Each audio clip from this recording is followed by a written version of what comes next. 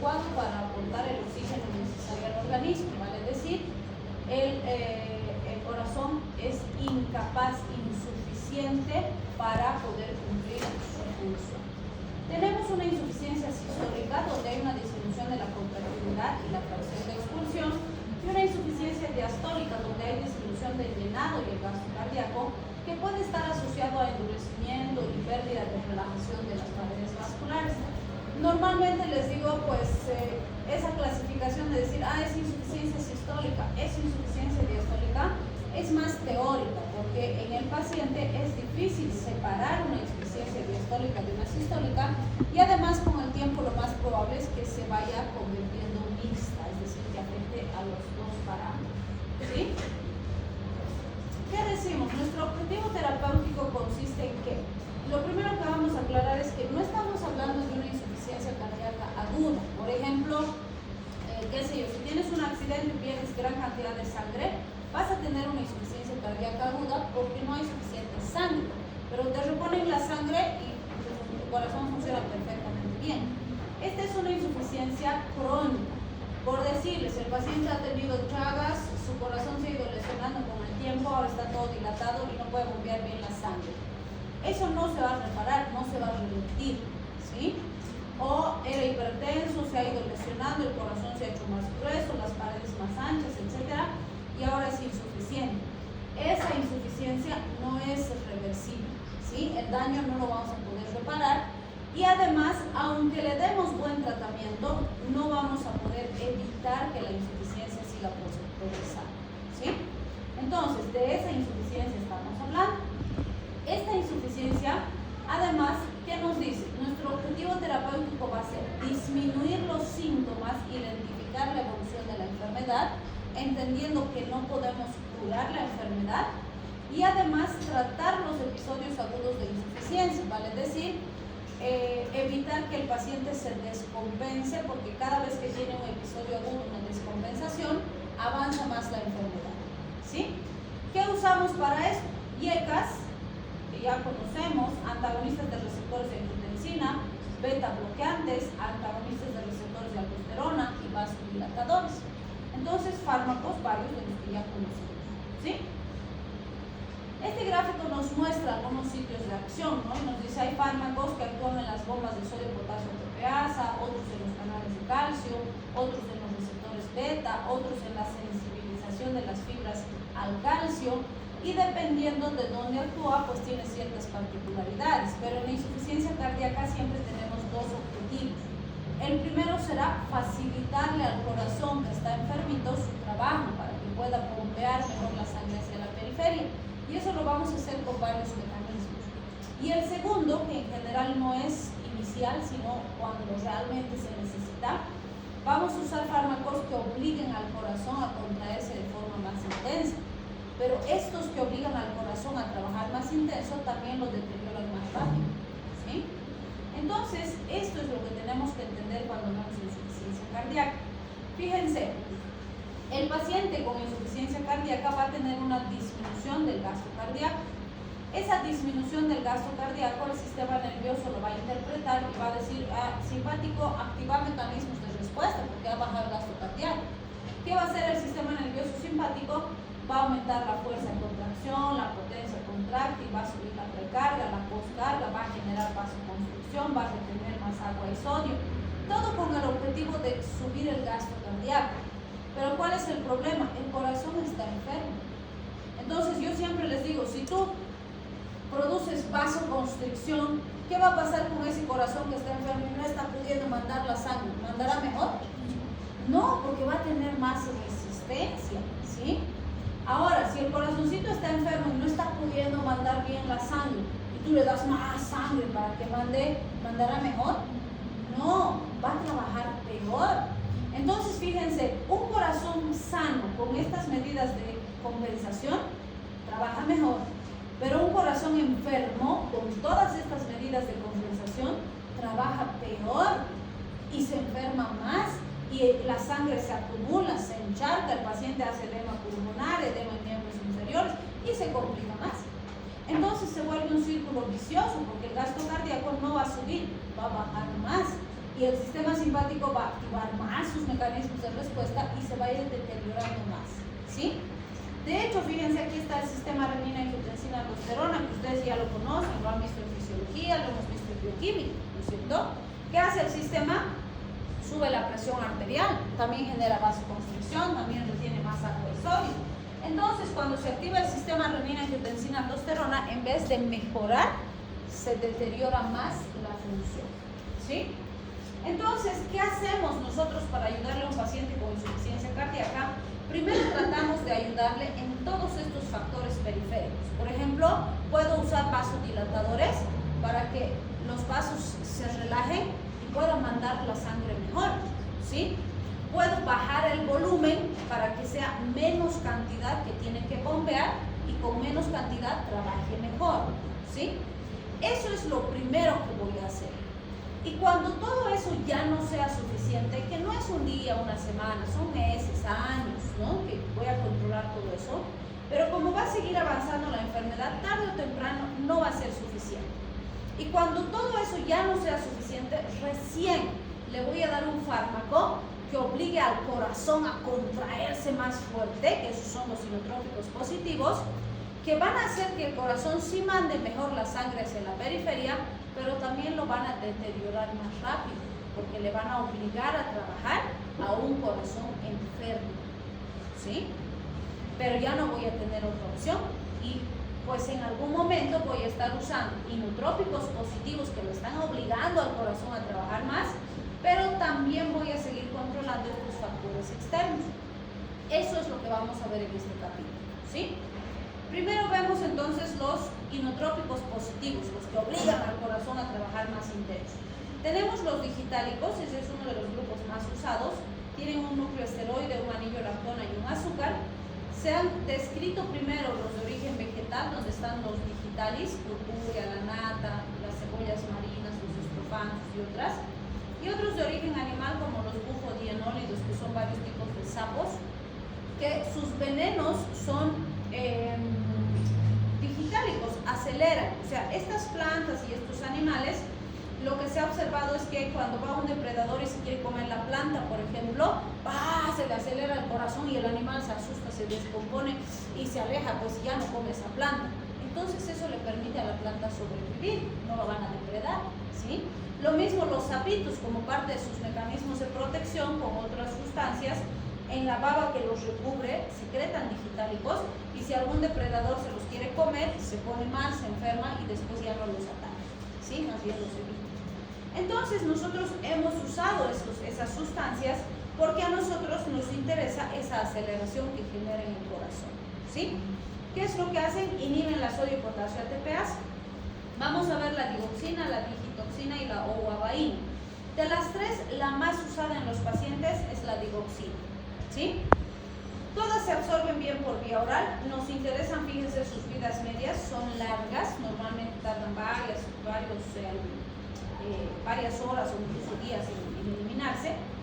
Se metabolizan por vía hepática, por vía renal. Algo muy importante es que la eliminación principalmente es renal. Todas entran al sistema nervioso central y la digitoxina se convierte en digoxina en el organismo del paciente. Entonces, esos son los datos más importantes que nos interesan de esta tablita. Esto nos interesa mucho de los digitales. A nivel cardíaco, tienen efectos mecánicos que implican un aumento en la intensidad de la contracción. A nivel eléctrico, de forma autónoma, a dosis altas aumentan los efectos parasimpáticos, pero a dosis más bajas aumentan los efectos simpáticos. Eso es lo que nos interesa. De forma directa, a dosis altas, disminuyen los potenciales de reposo y las postdespolarizaciones tardías, acelerando la frecuencia cardíaca, disminuyen la duración de los potenciales de acción, haciendo que sean más cortos los periodos refractarios y aumentando la conductancia al potasio. Eso hace que se acelere la frecuencia cardíaca, ¿sí? Vale decir, aceleran la función del corazón. En el músculo liso vascular, al principio aumentan el tono por el aumento de la concentración de calcio, pero después disminuyen el tono vascular, lo cual hace que se relajen los vasitos y eso facilita la expulsión de sangre del corazón hacia la periferia, ¿sí? En las neuronas sí aumentan la actividad espontánea, lo cual puede traer algunos efectos adversos. aparato digestivo pueden asociarse a anorexia, náuseas, vómitos, diarrea, con efectos directos e indirectos. De hecho, muchas semillas, por ejemplo, que contienen digitalicos, lo utilizan en regímenes de adelgazamiento. Y siempre les decimos, claro, si el paciente está con diarrea, vómitos 3 semanas, ¿cómo no va a bajar de peso, no? Pero no es un descenso de peso natural o fisiológico, se descompensa normalmente. A nivel del sistema nervioso central, estimulan zonas quimiorreceptoras, zonas vagales, puede haber desorientación, alucinaciones, convulsiones e incluso trastornos de color. Se cree que se asocian a ginecomastia, pero no en todos los pacientes se ha descrito, así que no se sabe todavía si tiene una relación directa con el fármaco o no. Estas interacciones con miones son muy importantes porque lo más común es que el paciente con insuficiencia cardíaca tome varios fármacos y muchos de los fármacos que toma van a ser diuréticos y los diuréticos producen alteraciones de electrolitos y eso puede afectar el efecto del digital. Fíjense, si existe gran concentración de potasio, compiten con la sodio-potasio ATPasa a nivel extracelular y eso hace que disminuya el efecto tóxico del digitálico. Puede ser que si el paciente no está con efecto de toxicidad, pero tiene grandes cantidades de potasio, el digitálico fracase y no cumpla su función porque va a bajar su efectividad, ¿sí?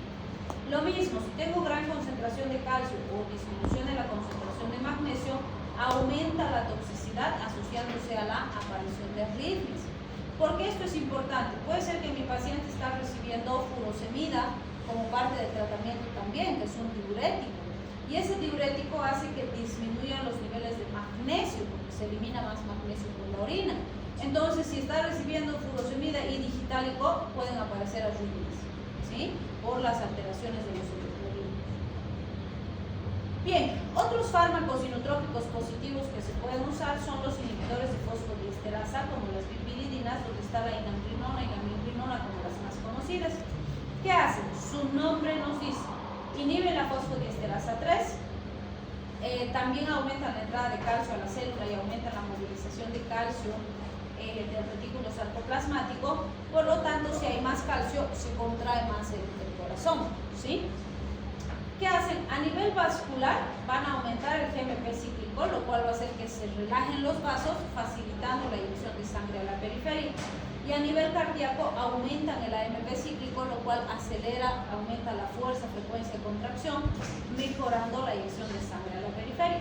Entonces, esto es lo que tenemos, ¿no? Menos resistencia vascular, mejor gasto cardíaco, sin efecto muy directo en la frecuencia cardíaca y la presión arterial y menor presión capilar pulmonar, lo cual hace que el corazón enfermo bombee mejor la sangre hacia los tejidos.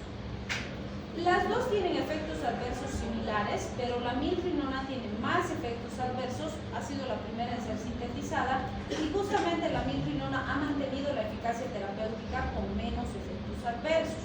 Con inamrinona se han visto náuseas, vómitos, trombocitopenia, arritmias, algunas alteraciones hepáticas. En el caso de la milrinona, pues la incidencia de alteraciones de médula ósea, hígado y la aparición de arritmias es mucho más baja que con inamrinona. Otros inotrópicos positivos que podríamos probar en estos pacientes son los agonistas beta, que ya conocemos, ¿sí? La dobutamina, por ejemplo, podríamos usar, que va a hacer aumentar el gasto cardíaco y la frecuencia cardíaca, haciendo que el corazón mande más sangre a la periferia. Pero no se olviden que ese incremento puede aumentar el consumo de oxígeno del miocardio y más bien acelerar el deterioro del corazón, ¿sí? Ahora vamos a ver los fármacos que no son inotrópicos positivos. Estos serían los que hemos dicho que van a controlar a nivel periférico, facilitando la función de ese corazoncito enfermo, ¿sí? Entonces tenemos, por ejemplo, los diuréticos. ¿Qué va a hacer el diurético? Baja la volemia. Al bajar la volemia disminuye la precarga y eso hace que el corazón pueda manejar mejor volúmenes más pequeños. La espironolactona es una que da buenos resultados, que además es ahorradora de potasio. También tenemos los IECA. ¿Qué son los IECA? Inhibidores de la enzima convertidora de angiotensina. ¿Qué hacen? Inhiben la ECA. Pues si no hay angiotensina 2, hay vasodilatación, se elimina más agua y sodio, disminuye la volemia y el corazoncito trabaja mejor, ¿sí? Por eso nos dice, baja la poscarga, baja la precarga y el corazón trabaja mejor. Además, van a ver que cuando veamos péptidos vamos a decir la angiotensina 2 es cardiotóxica, está ligada de forma directa a la remodelación cardíaca. Y como el YECA evita que se sintetice angiotensina 2, disminuye la remodelación cardíaca. ¿Sí? Los ARA2, los antagonistas de receptores de angiotensina 2, tienen estas mismas ventajas, con excepción de esta última, porque no evitan que se sintetice angiotensina 2. También tenemos los bloqueantes beta, ¿sí? Que al disminuir el efecto simpático, es decir, hacer que el corazoncito trabaje más lentito, disminuye sus necesidades de oxígeno. ¿Cuál es el punto? Van a encontrar autores que nos dicen beta bloqueantes contraindicados en insuficiencia cardíaca. Y tiene lógica, ¿no? Si el corazón ya trabaja ¿cómo voy a hacer? Disminuir su fuerza de contracción, va a trabajar peor, ¿sí? Pero hay estudios que han demostrado que en los estadios iniciales de la insuficiencia cardíaca, el hacer que el corazoncito trabaje más lento disminuye las necesidades de oxígeno del miocardio y lo mantiene más funcional, ¿sí? Entonces, ¿qué decimos? Los beta bloqueantes pueden ser una opción en insuficiencia cardíaca leve, ¿sí? Pero si es insuficiencia moderada a severa, absolutamente contraindicados los beta bloqueantes, ¿sí? Bien, también tenemos los vasodilatadores. Ahí podemos mencionar nitratos, hidralazina, algunos que ya hemos visto, bloqueantes de canales de calcio y demás. ¿Qué hacen los vasodilatadores? Bajan la postcarga y también disminuyen la precarga, dependiendo si aglomeran arterias y venas. Si relajo los vasitos, el corazoncito enfermo manda mejor la sangre y mejora su funcionalidad, ¿sí? Bien, entonces fíjense en ese gráfico que hemos visto al principio. Primero hemos dicho, voy a tratar de controlar todos estos factores periféricos, y cuando eso ya no sea suficiente, entonces le voy a dar inotrópicos positivos. Idealmente vamos a hacer eso, pero no quiere decir que siempre que el paciente viene le vas a dar solo estos y no los inotrópicos positivos. ¿Por qué? Podría llegarte el paciente con una insuficiencia cardíaca congestiva avanzada, y entonces desde el principio tienes que usar inotrópicos positivos y también estos otros fármacos. Depende cómo diga el paciente, y el momento de la introducción de uno u otro fármaco depende de cómo evolucione el paciente, ¿sí? Pero sin tratamiento evoluciona mucho más rápido y se deteriora más rápido la función cardíaca. Con tratamiento va a evolucionar lentito, pero igual va a avanzar la insuficiencia, ¿sí? Muy bien, entonces con eso terminamos insuficiencia y vamos a ver péptidos vasoactivos.